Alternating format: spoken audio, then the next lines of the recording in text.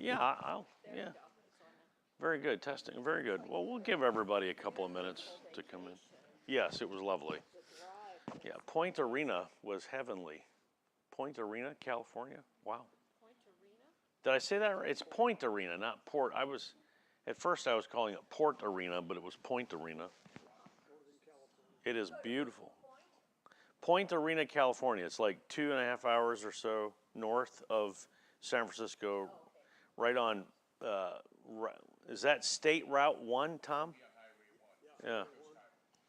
Yeah, it's beautiful. It is beautiful up there, and like when it was hot enough here to melt steel, it was like there. It was in the 40s and well, yeah, it was high 40s, 50s, and low 60s. Yes, yes, heavenly. Yeah. Oh, we were all in heaven. It was remarkable. Yeah, high 40s, in the 50s, and low 60s. Oh, yeah. That's winter? All of you are shivering. That's hilarious. Yeah. So it was Point Arena is this beautiful spot just a couple hours north of San Francisco. Yeah, and so what it is like that part of Freeway 1, what happens is you come out of the redwood forest, you come out of that, and there's the beach.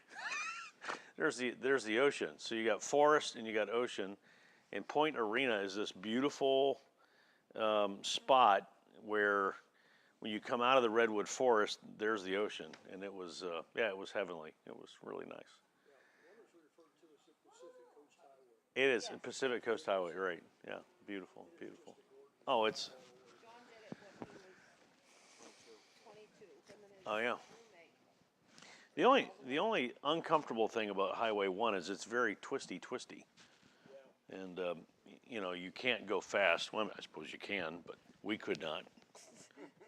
They Yeah. drove a 280Z up there. Yeah, well, I had a minivan, so I wasn't. Minivans are known for their performance? Really? Yeah, that's right. Well, good morning, everybody.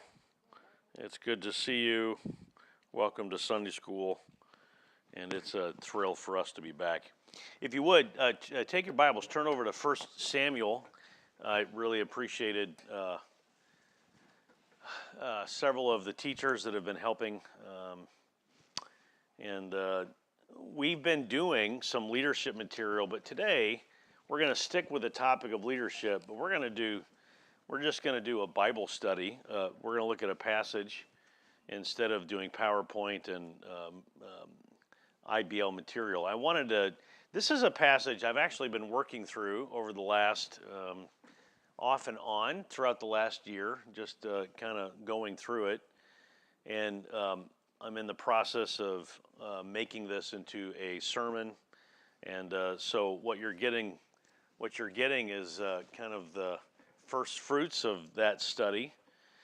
And I think this passage really gives us a lot to hear from and focus on and to be encouraged by. I think this passage is timeless and helpful, and I think it's gonna really help us see a variety of things as it relates to leadership. Notice 1 Samuel chapter 13. If I could, I need a volunteer to read out loud 1 Samuel chapter 13. We're actually going to look at two chapters. We're going to look at chapter 13, and then we're going to look at chapter 14. And the title of this morning's lesson is Level 4 Leadership. So I love saying that because I don't know that anybody says, oh yeah, I want to be a level 4 leader. And we typically think of being a level what leader? What do we aspire? All of us want to be a level 1 leader. By the way, when I say that, some of us might be inclined to say, well, Joel, God's not called me to be a leader. I'm not comfortable with leadership. I have no desire to be in leadership. I just leave me alone. Let me do what I need to do. And so I understand that, and I understand that God has called different ones of us to different levels of influence, but there's a sense in which God's called all of us to leadership. If leadership is defined as influence, and we are to encourage one another unto love and good works, and so there's a sense in which even if God has not called you to an office or a position, a position with a title, there's a sense in which all of us are to be leaders. We lead one another as we follow Christ. We encourage one another, and the scriptures in the New Testament, we have a passage. We submit to one another, right? So there's a sense in which we all, as the Spirit of God leads us, and as we walk with Christ, there's a sense in which that leadership, we're going to be leading and encouraging one another. Somebody read, somebody would read 1 Samuel chapter 13. Go ahead and read that first chapter, and then we'll use that as a springboard to get to 1 Samuel chapter 14.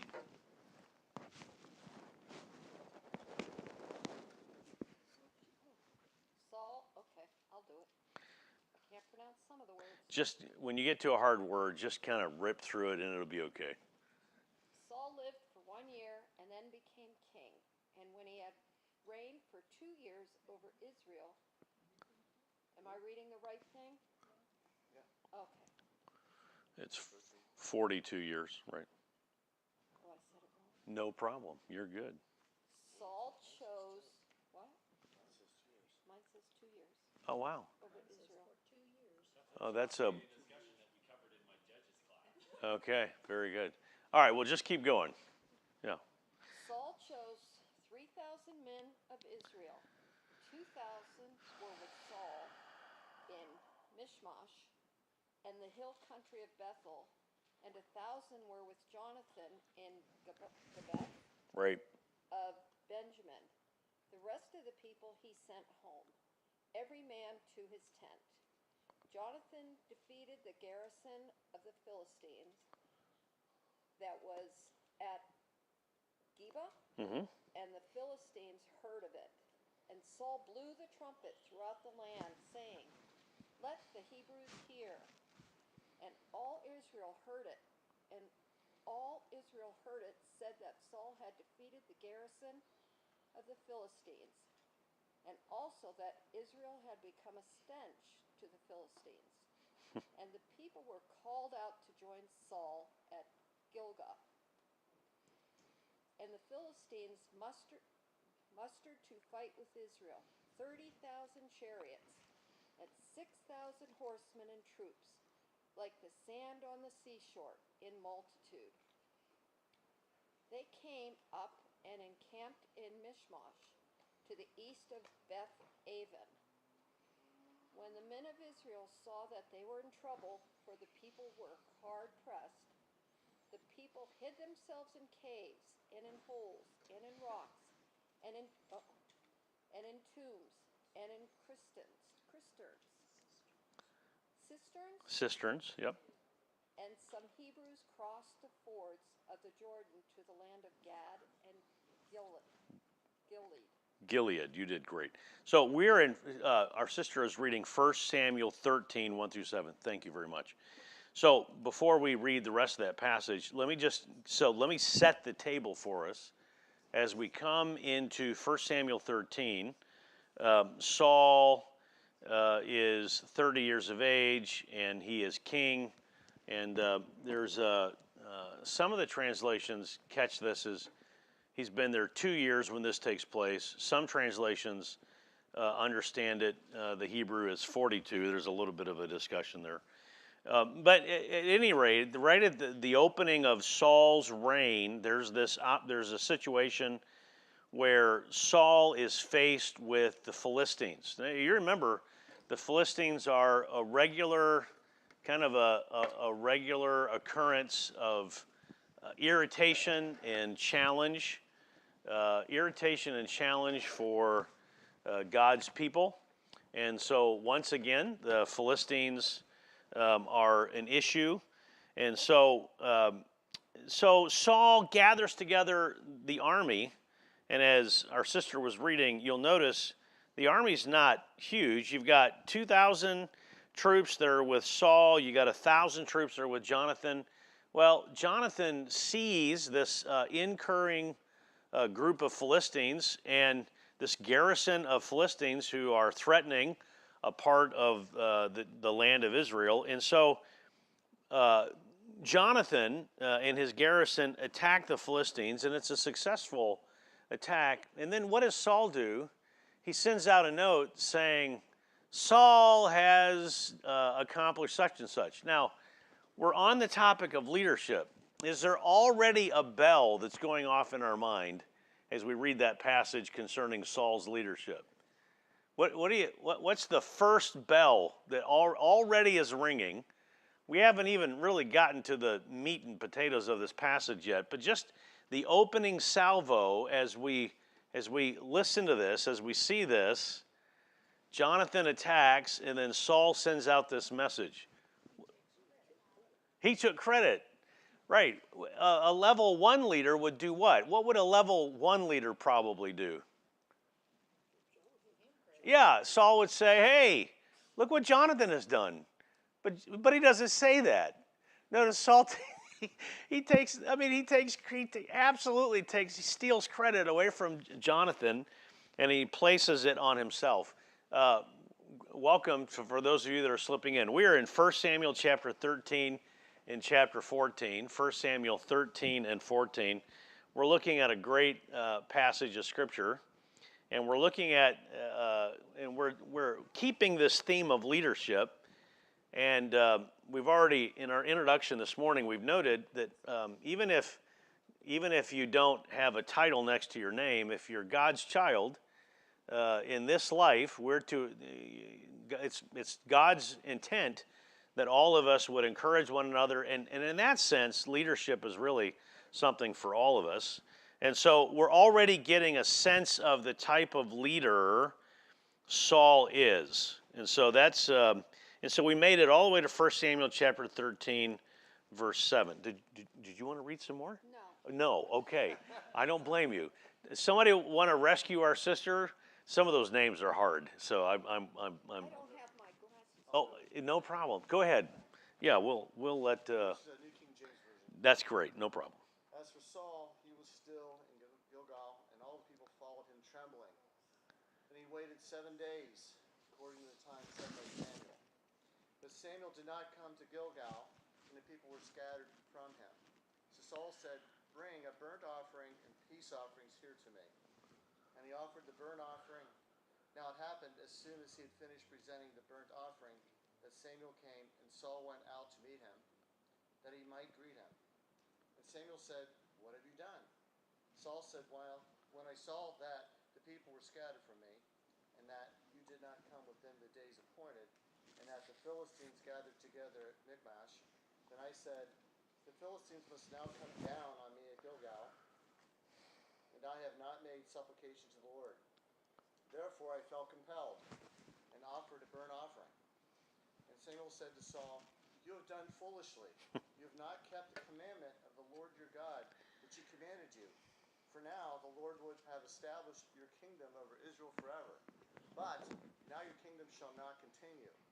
The Lord has sought for himself a man after his own heart, and the Lord has commanded him to be commander over his people, because you have not kept what the Lord commanded you. Then Samuel arose and went up from Gilgal and Gibeah and Benjamin, and Saul numbered the people present with him, about 600 men. Yeah, go all the way to the end of that chapter, if you don't mind. Verse Saul, 22. Jonathan his son, and the people present with them remained in Gibeah of Benjamin, but the Philistines encamped in Michmash. Then raiders came out of the camp of the Philistines in 3 companies. One company turned onto the road to Ophrah, into the land of Shoal. Another company turned by the road to Beth-horon, and another company turned to the road in the border that overlooks the valley of Zeboiim toward the wilderness. Now there was no blacksmith to be found throughout all the land of Israel, for the Philistines said, lest the Hebrews make swords or spears, that all the Israelites would go down to the Philistines to sharpen each man's plowshare, his mattock, his axe, and his sickle. And the charge for a sharpening was a pim for the plowshares, the mattocks, the forks, and the axes, and to set the points of the goads. So it came about on the day of battle that there was neither sword nor spear found in the hand of any of the people for with Saul and Jonathan, but they were found with Saul and Jonathan his son. And the garrison of the Philistines went out to the pass of Michmash. Okay, so this really sets the table. So what we've just done is, thank you. Thank you very much, John and Renata, for covering 1 Samuel 13. 1 Samuel 13, that's an important passage because we're seeing a lot already in chapter 13. But what 1 Samuel 13 really helps us to do is set this up for 1 Samuel 14 for sake of this morning's teaching. This morning, we're throwing out there as the theme of our teaching this morning, or as we look at this passage, level 4 leadership. I'm going to suggest that in these two chapters, we're going to see 4 different levels of leadership. Level 1 leadership, level 2 leadership, level 3 leadership, level 4 leadership. Now, at each level below level 1, you're going to see examples of failure. And so this is a great passage. It really helps us to understand, I think, some very important principles that are true in whether or not this is the Old Testament, whether this is the New Testament, or this is us as God's people today. There are some fantastic principles that I think can rightly be applied to all of us. Okay, as John and Renata were reading through 1 Samuel 13, what are some things that got your attention? I'd love to hear from you. What are some things that get your attention, even before we get to the juicy part of this narrative, which is about ready to take off in chapter 14? What can you already see? What are some things that you already notice in 1 Samuel 13? What are you noticing? Yeah. Saul's moment of crisis looks like a legitimate moment of crisis, humanly speaking. Yes. He's outnumbered 10 to 1 Or more, right. The person who's committed to offer the sacrifice hasn't come. It's a legitimate moment of testing the faith to see whether God will come through. So I think all of us we would say we understand Saul waits, right? And out of desperation, well, somebody's got to do something, especially when he looks around and he sees that his army's slipping away, right? And so you can see desperation. Okay. What else? Yeah, Tom? Just something that seemed to characterize his entire life, fear. Fear. Fear of what would happen later on in his life. It was a monstrous thing. Saul has slain his thousands, David his 10,000. Okay. All right, good. What else do you notice?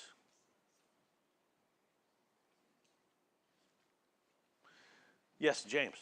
I would just call it pragmatism, just an idea that we think that, I'd phrase it as sometimes we think we can outsmart God or outthink God. That this is his plan, to wait on Saul. And the 7 days had already passed. You got to wait even longer than the prescribed time. Yeah. You start to think, well, I've got to do something in order for God's plan to come about. Oh, yeah. Every time we do that, disaster follows. Yep. Pastor Gary, we've heard Pastor Gary say many times over the years, if you have to kick the door down, maybe it's not God moving. And so there's real wisdom in that. Anything else that grabs you in chapter 13 collectively? Anything that you notice?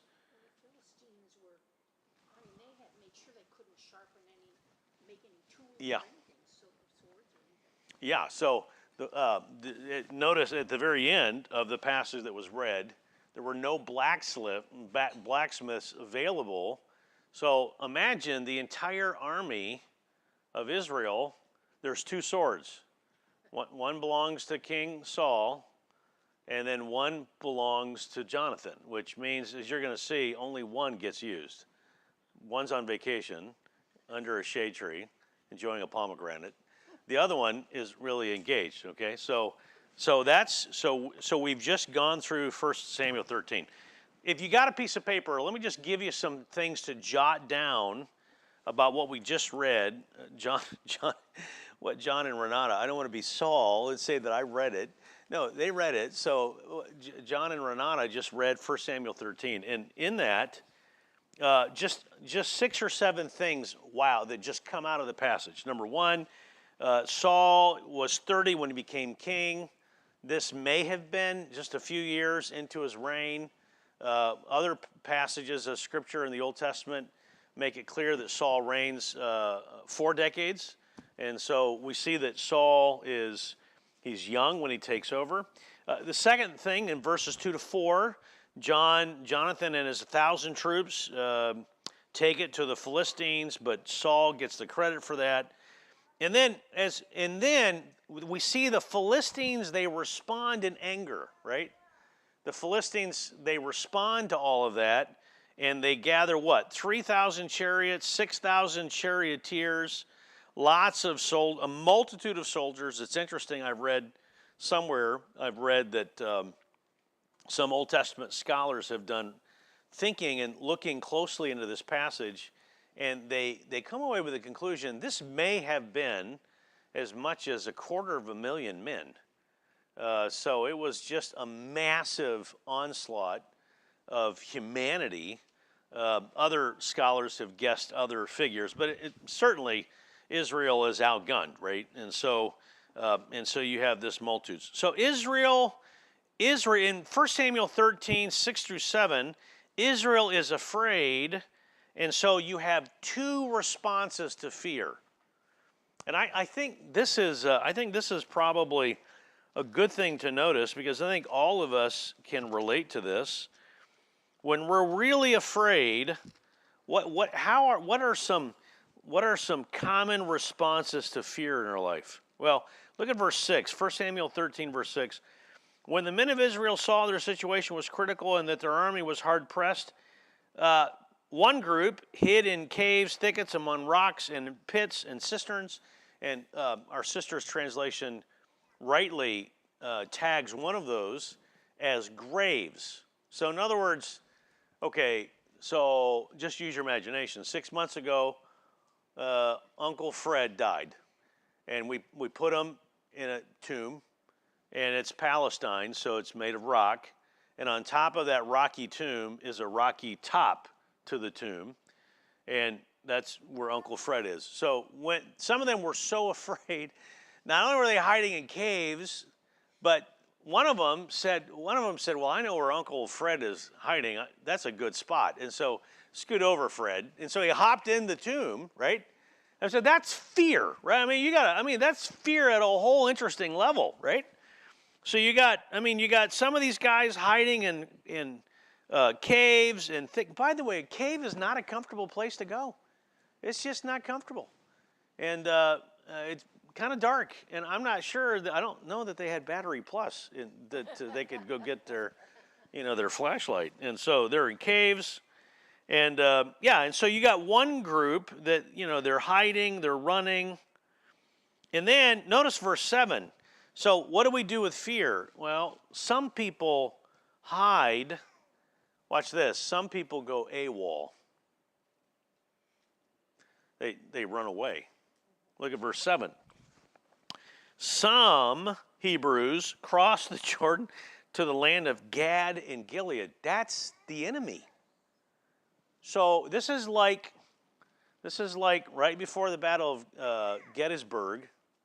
A guy that wears a blue jacket counts Lee's army, gets nervous, and decides to wear a gray coat. Okay? Now there's more to that story that we're going to see here in just a minute. Okay, so Israel is afraid, and in fear, some are hiding, some are running. In our own minds, can you see the parallel of our own lives? When fear shows up, it's easy to go in one of those two directions, right? How do we, okay, so help me out. How do we today, when fear shows up, how might we be guilty of hiding? How might we be guilty of running away? Just in a general sense. Avoiding conversation. Okay. We need to have a conversation. That's a difficult conversation. I got a better idea. Let's not have that conversation. Okay. And so, so that's what's another way that we either hide or we run away? I'm sorry? Isolate. Yeah. It's a lot, if we're going to be uncomfortable with those people, we'll just not be with those people. We'll just be with ourselves. I like me. No, so what else? Turn the other way. Okay. Yeah, so this is, in one sense, this is not unusual. In one sense, it's very usual, right? So David Oakenson brought this up. Another in 1 Samuel 13, 8 through 10, Saul is acting out of his lane, out of desperation. He's desperate. See? Now you might read this passage and you say, well, what's the problem with King Saul offering an offering? Okay, what's the problem with that? Anybody know? Why is this a problem? Yeah. Okay, that's right. God had already explained, hey, here's the lane of the king, here's the lane of the priest, and so out of desperation, that's happening. So notice at the end of 1 Samuel 13, Saul is rebuked, verses 11 through 15. And then notice Israel gets armed. They take their farm equipment down and they do the very best they can because there's no metal left over and there's no blacksmiths around to be able to arm Israel. And so Israel does the best that it can do with what it's got. Okay, as we come to chapter 14, I need somebody who is willing to help read. Somebody read chapter 14, verse 1 through 21. It won't be as tough as John and Renata had. We gave them the whole chapter. Thank you, Isaac. One day Jonathan, the son of Saul, said to the young man who carried his armor, "Come, let us go over to the Philistine garrison on the other side." But he did not tell his father. Saul was staying in the outskirts of Gibeah, in the pomegranate cave at Migron. The people who were with him were about 600 men, including Abijah, the son of Ahitub, Ichabod's brother, son of Phinehas, son of Eli, the priest of the Lord of Shiloh, wearing an ephod. And the people did not know that Jonathan had come.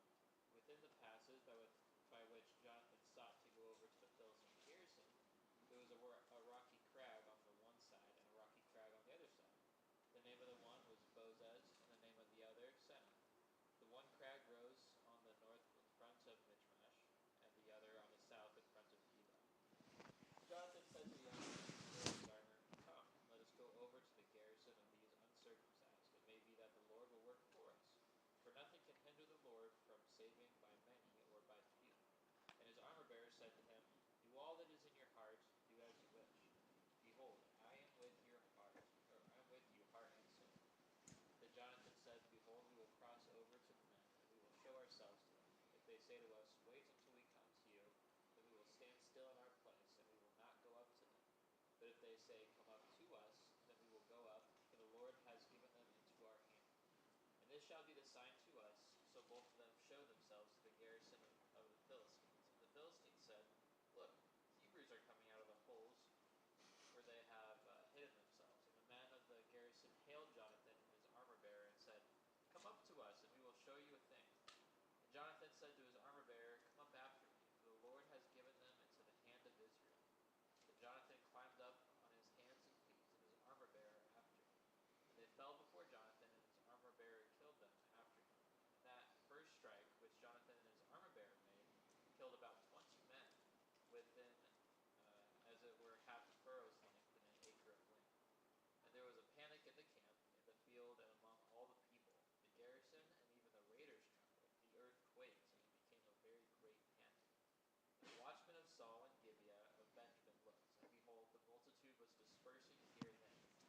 said to the people who were with him, "Count and see who has gone from us." And when they had counted, behold, Jonathan and his armor bearer were not there. So Saul said to Ahijah, "Bring the ark of God here." The ark of God went at that time with the people of Israel. Now while Saul was talking to the priest, the tumult in the camp of the Philistines increased more and more. So Saul said, Great job. So, okay, we've set this up. We've set up 1 Samuel chapter 14, verses 1 through 21. We've set this up. We set that up by looking at 1 Samuel 13. Those of you that were in in the Gilbert small group when it went over to the Tetras, I shared this passage with them, and that was just a couple of months ago. And so one of the things that we noted then, and I'd like for us to note this morning, is that I really think that you have four, as I've already said, four different levels of leadership. The first level of leadership, we're not going to be surprised because we've already gotten a hint that he's a level one kind of a leader, and that's Jonathan. Now, what's interesting about saying that Jonathan demonstrates level one leadership, what title does he not have behind his name? What title is he not? He's not the king, right? I don't even think we call him the assistant king, right? He's not even a governor. I mean, he's the king's son, right? But he's not the king. Just because you're the king's son does not mean that you're king. It doesn't even mean that you're little king. It doesn't even mean necessarily that you're next king, right? None of that. And yet, even though Jonathan doesn't have the title king, we see that he demonstrates level one leadership without a title. I think that is just remarkable. Just to let you all know, one of the things that we're seriously looking at here at Southeast Valley Bible Church in the coming weeks and months and years, we're excited. We're praying about another third staff position.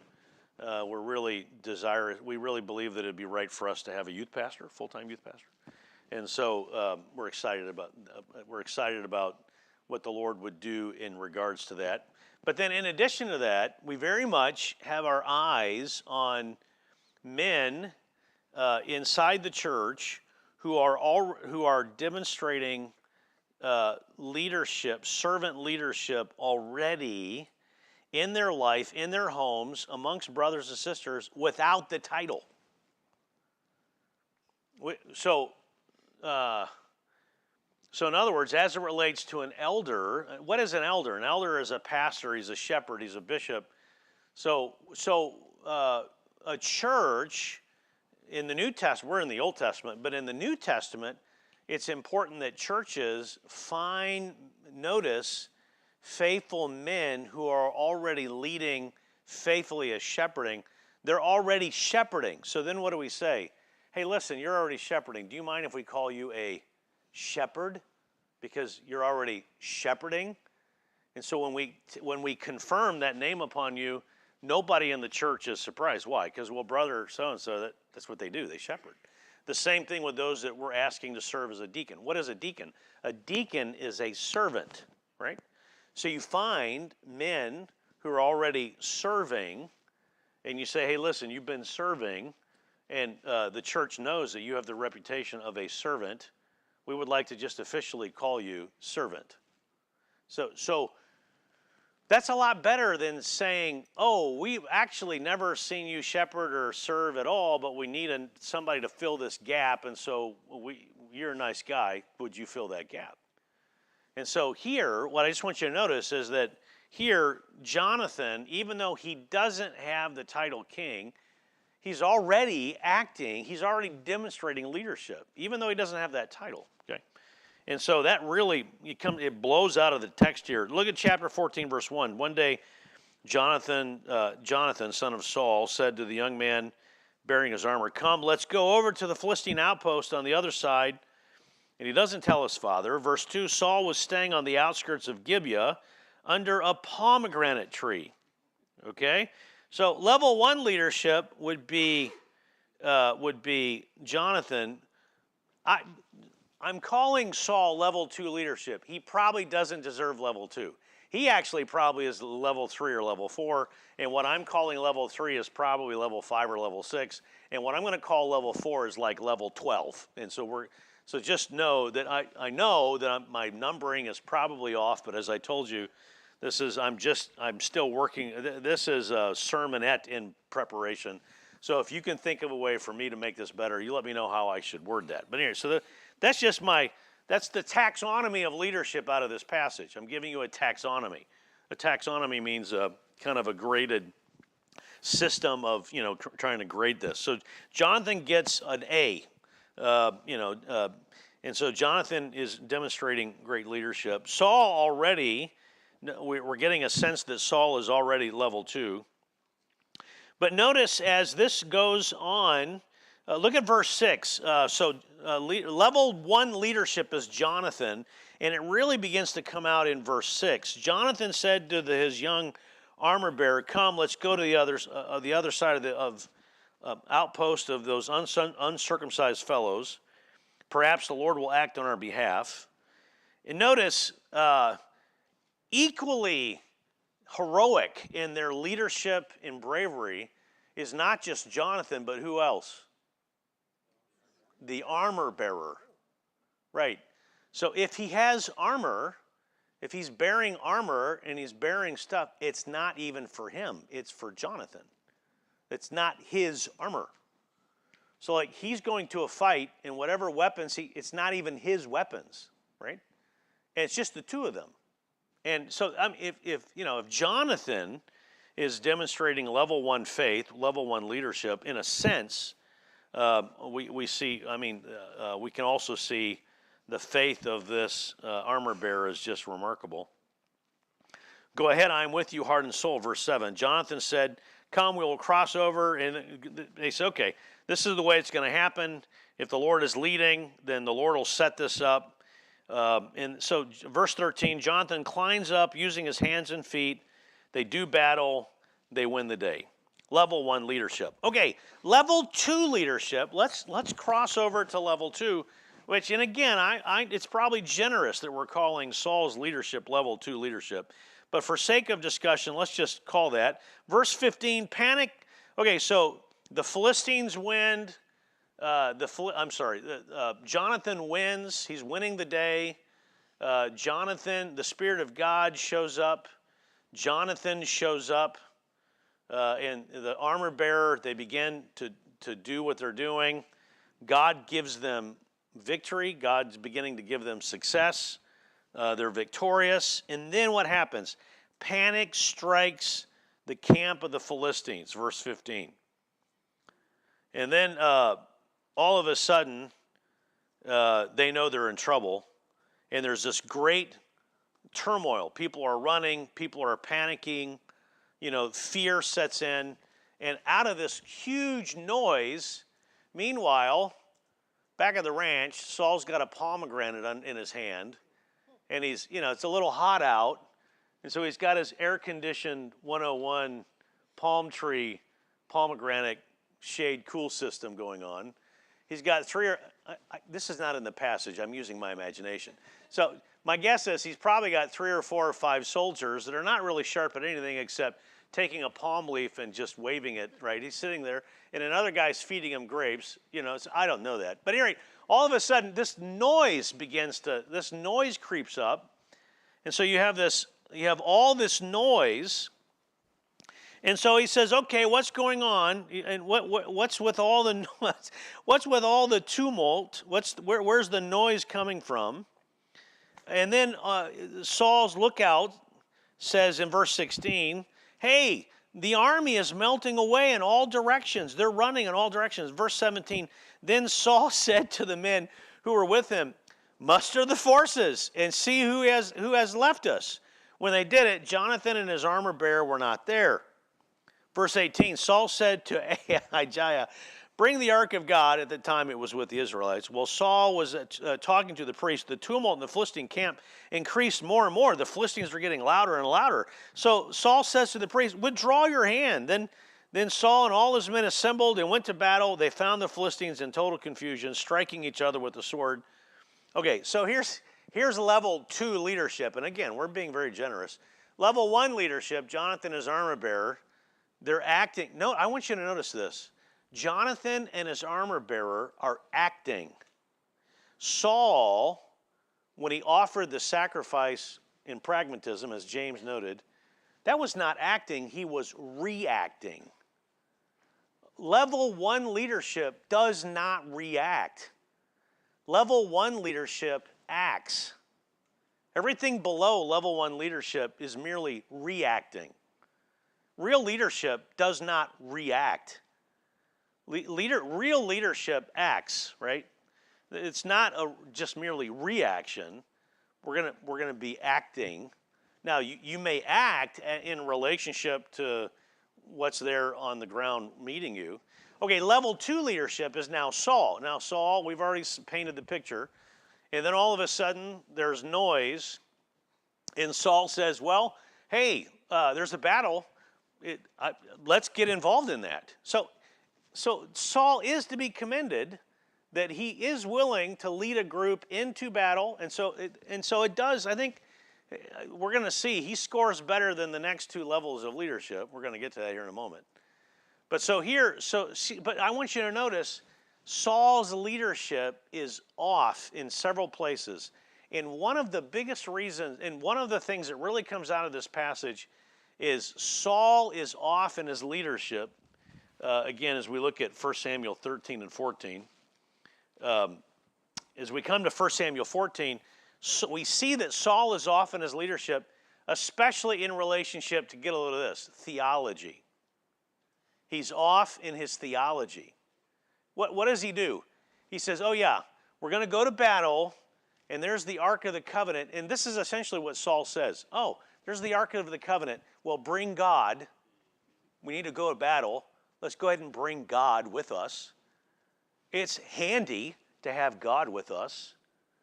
Like God is somehow in this box. And at this stage of the game, Jonathan demonstrates horrible theology. Where's Jonathan's God? Is Jonathan's God relegated to a box? No, Jonathan's God is not. What does Jonathan say when he goes to that battle? What does he say? What does Jonathan say to his armor bearer? Oh, so God's apparently God's not hidden in a box. Like Jonathan didn't say, oh, armor bearer, we're going to go take those guys on, but before we go, let's grab God and go with us. Okay? No, but notice as you get to level 2 leadership, yeah, Saul, one of the clear ways that Saul is off his rocker is his view of God. You know, we got to be dependent upon bringing God in his box with us to the fight so that we are victorious. I would just say this. Yeah, go ahead, David. One question along that line with Jonathan is like, where do you think that, say if we're especially we're trying to imitate it, is like, where do you get the specificness of the command to say like if the Philistines say stay, we'll stand our ground and come to us. Sure. Say come up, because that means God has given them into our hand. Yeah, that's a great question. What I would say is we see, okay, there's like 2 or 3 parts to the answer. One is there's Old Testament decision making that we don't do today. And so Old Testament decision making examples would be the Unum and the Thummim. I didn't say that right. But there was a mechanism for God's people in the Old Testament to make decisions. Sometimes it was the casting of lots. We don't do that today. Gideon, the fleece, we really don't do that today, okay? And so, and then the other thing is that there may have been, with Jonathan, okay, so here's what I would say. In the Old Testament, we see this, the Spirit of God there were times when in the Old Testament, especially kings and prophets, the Spirit of God would do a temporary coming on a leader, even if the leader wasn't permanent in his walk with God or permanently committed to everything about that. I mean, we know that the Spirit of God actually came on Saul, at least on one occasion, to do prophecy. Wow. So the Spirit of God could, if the Spirit of God could do that on Saul, who's clearly, off on who God is, and if the Spirit of God can come on Balaam's donkey, and then in the Old Testament, it's just odd how, and so what I would say about that is, I don't think that we look at those examples as normative for us, and you didn't say that. I know that, David. And so, but it's really a good question. And yeah, James, bail me out, James. Go ahead. I mean, I don't know. I'm with you. I think it does demonstrate Jonathan's restraint in that he sees an opportunity. He doesn't just plow in. Yeah. He still does what we see David do later. Every time before he goes to battle, he goes before the Lord and said, "Should I go up into battle?" Yeah. So Jonathan looks for a sign first before he goes into action. And I think there's still applicability for that, but I do. probably not the golden, the fleece way or Right. or like what Jonathan's doing. Yeah. The fleece discussion is amazing, right? I mean, God had already told him, and then he said, well, can I have more info? God says, sure. Can I have more confirmation? Like 3 or 4 times. And God allows that, right? Because he knows we're weak. Okay. Tom? No, just briefly, in the Old Testament, the Spirit of God, the monarchy had to work. Oh, yeah. And so he came upon kings, man. Oh, yeah. It was temporal and physical as opposed to now. Yeah, amen. God in us. Let me give you 2 more levels, and I would go more, but we really want to try to end on time so you're not late for your donuts and coffee. Amen. So level 1 leadership, Jonathan. Level 2 sort of leadership, Saul. Level 3 leadership. You say, well, it can't get worse than Saul. It does. It actually gets worse. I mean, this is bad, but it gets really bad, right? And so level 3 leadership. I want you to notice level 3 leadership. Do you remember back in chapter 13 when we read about those people that were hiding in caves? Remember the guy that decided to hang out with the dead Uncle Fred? Dead Uncle Fred. We took his lid off and Fred scooted over and remember that guy? Yeah. So that's level. You say, well, Joel, it certainly can't get worse than that. It even gets worse than that. So that's level 3 leadership, okay? Level 3 leadership as such, notice verse 23, actually verse 22. When all the Israelites who had hidden in the hill country of Ephraim heard that the Philistines were on the run, they joined the battle in hot pursuit. Okay? So level 1 leadership, humanly speaking, who did the heavy lifting for this battle? Jonathan and his armor bearer. That was the heavy lifting, okay? But who wants to be involved so they can get partial credit? No, all the credit. We know that Saul's already done that, right? Earlier? Yeah, so and by the way, that's why Saul was so ticked off when David takes the head of Goliath, he comes back to the city, and what are the women singing? Saul has killed his thousands, and David, oh my word, right? So we already know that Saul's got a jealousy issue, right? Saul is always looking for a way to take credit. So level 1 leadership, Jonathan. Level 2 leadership, Saul. Level 3 leadership, these guys in verse 22, right? Verse 22, they're hiding. Well, Joel, that's as bad as it gets. Nope. Look at verse 21. Level 4 leadership, the blue ribbon, or the bronze ribbon, or the yellow. We'll call it the yellow ribbon. Okay, the yellow ribbon award. Level 4 leadership is verse 21. Those Hebrews who had previously been with the Philistines and had gone up with them to their camp went over to the Israelites who were with Saul and Jonathan. What are we talking about? The 4th group. These were the people, okay, they could have been with Jonathan as armor bearer. Nope. They could have at least been with Saul under the palm tree with the pomegranate. Nope. Level 3, they could have been with the guys hanging out with their dead relatives and the cave. No. There was this 4th group that when it got really hairy, we're out of here, and they moved to Philistia. So this is the guy who, before the Battle of Gettysburg, he's fighting for the North. He's got a blue jacket on. This is going to go bad. Lee showed up with the entire Grand Army from the South, and so he took off his blue jacket. He put on his gray jacket. But on day 3, when the North is winning, oh, you know what? I think I'll take my gray jacket and I'll put my blue jacket back on. That's exactly what. So 4th level are those who are traitorous, right? It's really hard and difficult, and it's hard to be loyal, and so I'm not going to be loyal. I'm going to take off the blue jacket, put on the gray jacket, but now that we're winning, I'm going to put our blue jacket back on, right? So 4 different levels of leadership, and thanks for enduring that. Any thoughts? Does that last one even qualify for? Probably not, yeah. But, just as a point of, it's a point of what? It's a point of comparison. I think this is a great passage, a good Bible study. I think it applies to us. Any other thoughts on the 4 levels of leadership? Okay, 3-level leadership and 1 level of we're not sure. Yeah. How about 1 leader and 3 not? Yeah, that's good. No, I think that's good. Yeah, any of you that have suggestions on how the title to make that better, let me know. I like that. 1 leader and 3 no leaders. That's good. Yeah, any other thoughts as we close? I was thinking about, I started reading Knowing God, J.I. Packer. Yes, sir. And in that second chapter, he's talking about the difference between people that know God and know of God, Yeah. or know about God. And I think that's kind of the difference that you see with Jonathan and David, or in Saul in that passage. It's like Jonathan, in faith, knows God, and he trusts him moving forward with whatever the outcome is going to be.